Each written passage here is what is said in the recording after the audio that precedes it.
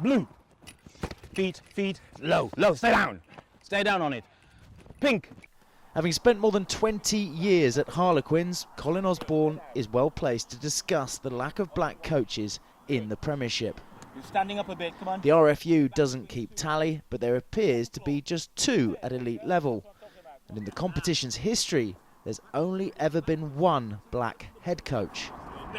The main reason that the numbers appear to be low is ask yourself, well, how many black players are there playing the game?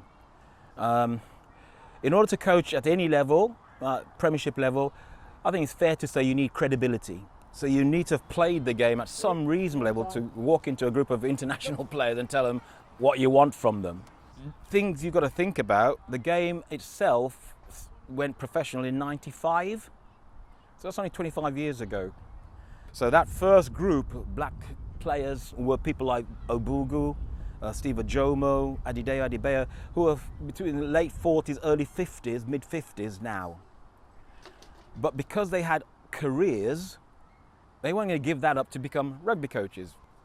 So then you're looking at a different generation, the people who grew up as kids knowing professional rugby. And if you take that generation, you're talking about mid to late 30s, so people like Ugo Monye. Look at that, one arm with the right hand, and he has gone.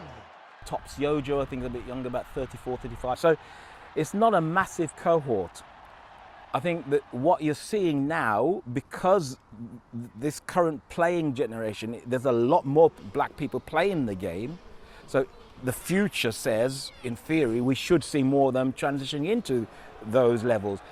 That argument can't be fired at the background staff or the backroom staff even, and the administration staff.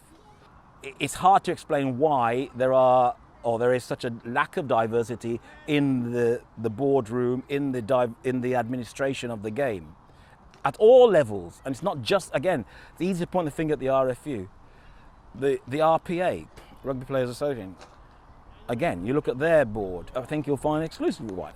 There's very few S&C coaches from the BAME community around, certainly around the Premiership. Similarly, the physiotherapy staff, the whole backroom stuff tends not to be very diverse, which I don't know that in terms of skill sets that there's any you can't explain it in terms of skill set.